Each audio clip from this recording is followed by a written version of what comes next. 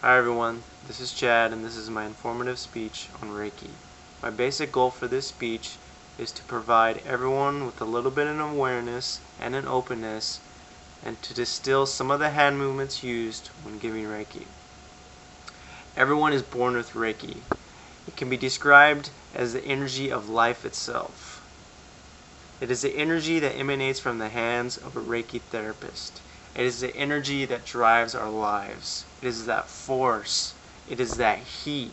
It is that knowing. It is what creates our body. It is that beingness. This is the energy that I'm speaking of, Reiki. It's simple and direct, and it can be done at any place or any time and requires no equipment. All it requires is an attunement by a Reiki master teacher. It was founded in the late 1800s in Japan by Dr. Usui. Dr. Usui was looking for a cure to heal the physical body. Most religions focus on healing the body spiritually, opposed to healing the body physically. When he was on his search, he found Reiki. Reiki heals the body physically, mentally, and spiritually. Reiki brings the body into harmony by relieving physical and emotional blockages. Reiki heals the cause and eliminates effects of an imbalance, and it can also help with a trauma in modern society or heartaches or anything along those lines. Treatment. When giving Reiki, this is the basic hand position. You want your fingers meeting in the middle, like a common V. Sometimes you can have them overlapping. It all depends on the Reiki therapist and their style. When both hands are rested on oneself or another with the intent to heal, Reiki automatically starts flowing. When the hands are lifted, it stops. No request or other method is needed to turn Reiki on or off. It is simply an intent. This intent needs to be provided by the therapist as well as the receiver for Reiki to actually begin. Moving on to the chakras. Chakras are basically our energy spots in all of our bodies. It's basically a vertical line going down our body. There's 7 main chakras. I'm going to go through each one. The crown chakra, which is located at the top of our heads. And when giving Reiki, this is where I would have my hands when healing the crown chakra. Reiki and the crown chakra, this is associated with our pineal gland. The position located at the top of our head is our main source for the goddess or our source. It's usually represented by the color violet or white. And chakras are usually associated with color, and when you see these colors when giving Reiki, that's the full integration in effect. The brow or third eye chakra.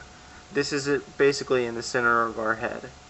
This is associated with our pituitary gland, which is our growth gland. It's a very soothing position, and when I'm giving Reiki, I usually hold my hands over my eyes with my palms resting on my cheekbones, like that. This position is very soothing because it helps relax your eyes, which relaxes your whole body. The throat chakra, which is located at the base of our neck. The throat chakra is associated with our thyroid gland. The color is light blue, and its main function is communicating both physically and psychically. Our heart chakra, which is located right in between our chest. This is positioned for the heart chakra. This is associated with the thymus gland, and this is a great position for people who have heart conditions, heartache, things of that nature. The solar plexus, this is located between the lower ribs. This is this position right here. These are our ribs. It's located right about in the middle, kind of your stomach area, and this is the position I hold when giving Reiki in the solar plexus chakra. Its color is solar yellow, meaning sun. This is great for the pancreas and liver, and its main purpose is balancing our power. It also includes digestive problems and food issues.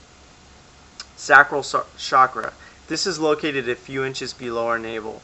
Its main function is past abuse and sexuality or fertility issues. This is basically right below our hips right here. If you guys can see that, it's right below your hips. And last but not least is the root chakra. This is basically our genital area. This is associated with our adrenal glands. It's represented by the color vibrant red, known in the East as a gateway of life and death. It is the root, it is place of birth and rebirth. Now, some of the symbols I use when I give Reiki are the basic kanji symbols, which I received during my second attunement. Those are these symbols right here on my arms. The top one you see, which looks like a circle going into itself, is called Shoku-rei. That means all the energy in the universe to be placed in this one spot at this one time. It's mainly used for physical healing. The second chakra down is called Seiheki, and that's mainly used for emotional healing. And the third one down is Hanjei Sho Shonen. That symbol is basically a distant healing symbol. You can use that symbol to heal distantly to people who aren't in contact with you at that specific time. The symbols on my left arm, these are symbols that can also be used when giving Reiki. These symbols are Sanskrit, and I don't use these symbols too often, but these are just various symbols that you can also use when giving Reiki, which helps empower your Reiki even more and helps to focus your energy on a specific point that you would like to focus it on. To sum everything up, Reiki is energy. It is life itself. It is a tap-in. It's a tap-in with that force, and we can use this tap-in to our advantage. And it's great. It's great for, any trauma, any issues that we may have physically, mentally, or spiritually. All you need to do to receive Reiki is to have the intent to heal and to receive the energy. Thanks for listening to my speech, and I hope you all enjoyed it. If anybody else would like to learn about it or has any questions, go ahead and shoot me an email, and I'll be glad to hook you up. Thanks. Bye.